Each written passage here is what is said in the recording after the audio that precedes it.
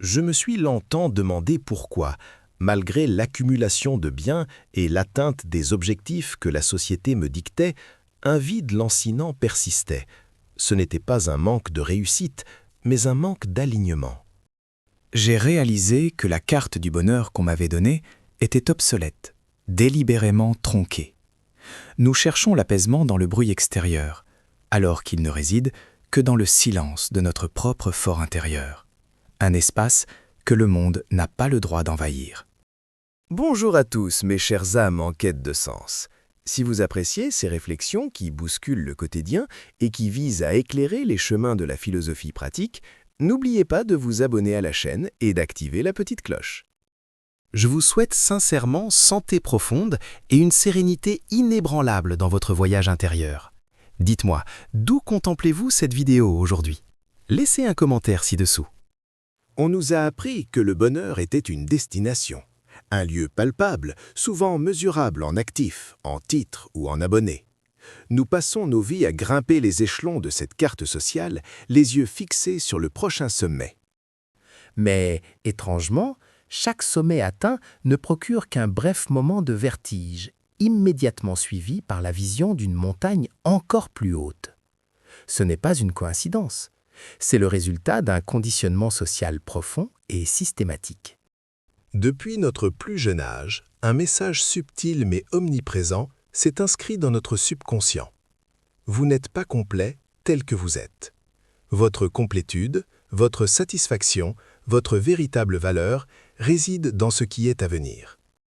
Dans ce qui doit être acquis, atteint ou affiché.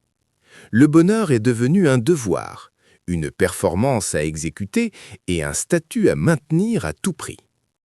C'est ici que réside la grande illusion de notre époque.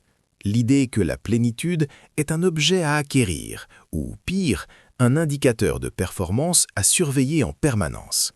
Regardez autour de vous. La machine sociétale ne vend pas des biens ou des services. Elle vend la promesse d'une vie meilleure située juste après cet achat, cette promotion, cette validation publique. Nous sommes les cobayes d'une économie de l'anticipation. Le marketing social, l'injection médiatique constante et l'architecture même des plateformes numériques ne sont rien d'autre qu'un système sophistiqué de distribution de microdoses de dopamine, conçu pour maintenir la dépendance à la nouveauté et à l'approbation. Le véritable plaisir n'est pas dans la possession, mais dans la chasse. La récompense est une menace. Une fois obtenue, elle perd immédiatement son pouvoir incitatif. Il faut donc immédiatement se projeter vers la prochaine cible. Nous sommes pris dans ce que l'on appelle, dans les couloirs cyniques du pouvoir, la course à l'échalote. Une expression légère pour décrire une réalité existentielle épuisante. La quête n'est jamais achevée. La promotion doit être suivie d'une autre promotion, plus exigeante. Le dernier gadget devient obsolète avant même que nous ayons fini de maîtriser ses fonctionnalités. Le corps parfait exposé sur Instagram nécessite une maintenance physique et mentale exténuante. Ce n'est pas de l'ambition saine, c'est une obligation de performance perpétuelle, un marathon sans ligne d'arrivée claire, où le simple fait de s'arrêter est perçu comme un échec moral.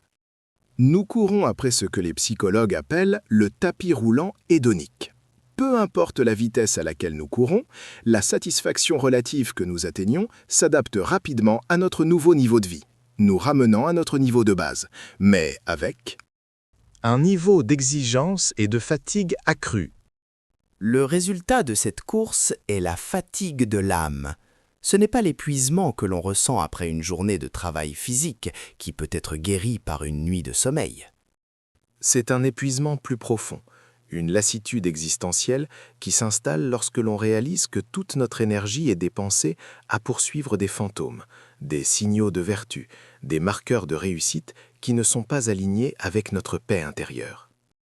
Nous commençons à ressentir que nous ne vivons pas pour nous-mêmes, mais pour maintenir une façade, pour répondre aux attentes imaginaires de millions d'observateurs invisibles. Notre vie devient un spectacle constant, et l'épuisement vient de l'effort nécessaire pour ne jamais briser le personnage. Cette pression n'est pas un accident, c'est une forme de violence douce, insidieuse, murmurée. Elle ne se manifeste pas par des coups, mais par un chuchotement permanent qui met en doute notre valeur actuelle. Ce chuchotement nous dit « Tu n'es pas encore assez ». Ton repos est une paresse. Ta simplicité est un manque d'ambition. Et le pire, c'est qu'en nous focalisant obsessionnellement sur l'acquisition externe, nous nous éloignons de l'unique espace où nous possédons un contrôle absolu, notre réponse émotionnelle aux événements. La philosophie stoïcienne nous rappelle que le seul véritable domaine de liberté se situe à l'intérieur de notre propre esprit.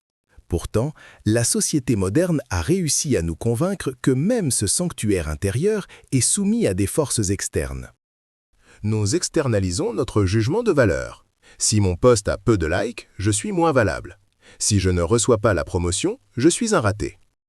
Nous avons été conditionnés à croire que le bonheur est une variable dépendante de facteurs externes, alors qu'il est, par essence, une variable indépendante, une disposition interne que nous choisissons d'adopter ou non. J'ai moi-même traversé ces moments de désillusion glaciale. J'ai coché les cases que la société m'avait dictées. L'appartement avec vue, le titre ronflant, l'approbation d'un public volatile. Pendant des années, j'ai cru que ces trophées étaient les clés du royaume. Je les ai convoités avec une ferveur religieuse.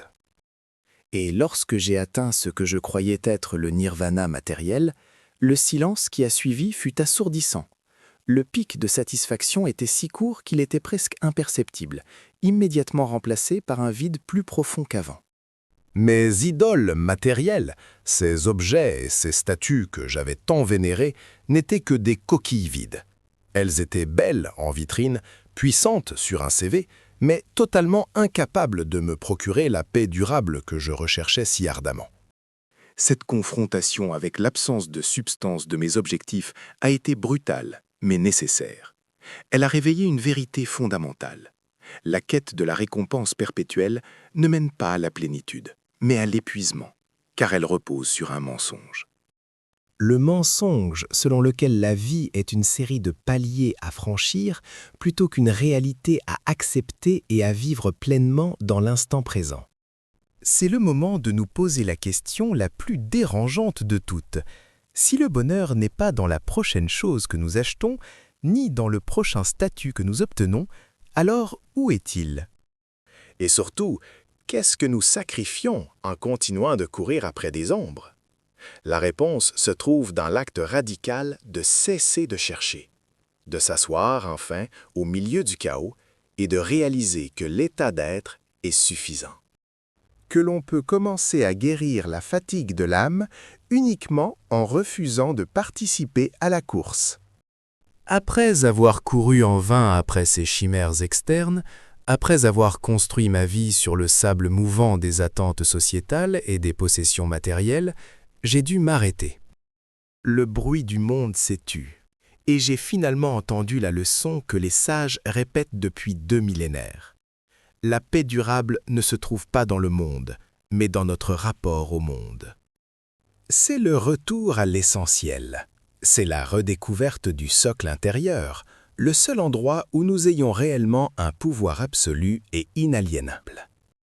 Ces socles, c'est les cadeaux fondamentaux du stoïcisme. La distinction cruciale, celle qui sépare de manière chirurgicale les choses qui dépendent de nous de celles qui n'en dépendent pas. C'est le premier outil, et sans doute le plus puissant, pour rétablir la paix intérieure. Épictète, l'esclave devenu philosophe, l'appelait la distinction fondamentale. C'est le point de départ de toute tranquillité d'âme. Nous devons être implacables dans cette classification. Que dépend réellement de vous? Vos jugements, vos intentions, vos opinions, vos efforts et surtout le choix de votre réponse face à l'événement. Qu'est-ce qui n'en dépend pas? Le jugement d'autrui, l'état de l'économie, le comportement de votre conjoint, le trafic routier, le résultat d'une maladie et même la durée de votre propre vie. Nous passons notre existence à vouloir contrôler l'incontrôlable. Nous essayons de forcer le monde extérieur à se conformer à nos désirs internes. Et lorsque le monde, naturellement, refuse de plier, nous souffrons. Cette friction entre notre désir de contrôle et la réalité chaotique est la source infinie de notre anxiété moderne. Le stoïcisme ne nous demande pas de devenir indifférents aux événements, de se murer dans une apathie froide. Il nous demande d'être indifférents à leurs résultats, tant que nous avons agi avec vertu, diligence et lucidité. La seule chose qui nous est demandée est de jouer le rôle que nous avons décidé de jouer avec excellence. Le reste appartient au cosmos. La pratique quotidienne consiste à examiner chaque source de stress et à la classer instantanément. Est-ce que je peux agir sur cela? Si oui, agissez, sans attachement au résultat. Sinon, relâchez. Ce lâcher-prise n'est pas une démission, c'est un acte de courage lucide et une stratégie d'efficacité énergétique mentale. Lorsque vous cessez de dépenser 80% de votre énergie psychique à vous inquiéter pour des choses sur lesquelles vous n'avez aucune prise, cette énergie se libère pour agir efficacement sur les 20% qui sont sous votre contrôle. C'est une redéfinition radicale de l'efficacité personnelle, et c'est le premier pas vers l'autonomie émotionnelle. Une fois cette distinction établie, nous devons affûter notre résistance face à l'inévitable brutalité de l'existence. Et c'est là qu'intervient l'outil le plus déroutant, le plus contre-intuitif pour notre société obsédée par la positivité et l'évitement de la douleur, la préméditatio malorum, ou la préméditation des maux. Pour la majorité, cette pratique ressemble à du pessimisme pur et simple. Pourquoi s'infliger la pensée de la maladie, de la perte d'un être cher ou du désastre financier? Notre culture nous intime de visualiser uniquement le succès et l'abondance. Mais le stoïcien sait que le véritable danger n'est pas l'événement lui-même, mais le choc psychologique qu'il provoque, la sensation d'être totalement pris au dépourvu. L'imprévu nous brise, le prévisible nous permet de nous préparer. Méditer sur les maux n'est pas appeler le malheur, c'est s'entraîner mentalement à y survivre. C'est une vaccination psychologique. Nous anticipons la perte, non pas pour la désirer, mais pour réaliser que, même si elle se produit, nous avons la capacité interne de traverser l'épreuve. Sénèque nous exhorte à rencontrer la souffrance avant qu'elle n'arrive. Si vous avez déjà envisagé la possibilité de perdre votre emploi, d'être trahi ou de voir votre maison détruite, lorsque l'événement frappe, l'énergie du choc est absorbée par votre préparation mentale. Vous ne vous effondrez pas en vous demandant « Pourquoi moi ?» Vous vous demandez « Qu'est-ce qui me reste et quelle est la meilleure réponse que je puisse choisir maintenant ?» Ce qui reste, c'est toujours votre capacité à penser, votre vertu, votre liberté de choisir la prochaine étape. La préméditatio malorum nous rappelle que tout ce qui est externe est emprunté. Notre santé, nos relations, nos biens. En acceptant la fragilité inhérente de l'existence, nous cessons de vivre dans la peur constante de sa destruction. Paradoxalement, c'est en acceptant que tout peut être perdu que nous pouvons enfin jouir de ce qui est présent sans l'étreindre avec l'angoisse de la possession. C'est seulement lorsque nous cessons de lutter contre la réalité que nous commençons à vivre réellement. Le véritable bonheur, je l'ai découvert, n'est pas l'absence de difficultés. Ce n'est pas un état béat où tout va bien. C'est la capacité inébranlable, acquise par l'entraînement philosophique, à choisir notre réponse face à cette difficulté. C'est l'acceptation radicale de ce qui est et l'action vertueuse sur ce qui peut l'être. C'est le triomphe de la vertu et de la maîtrise de soi sur le chaos du monde.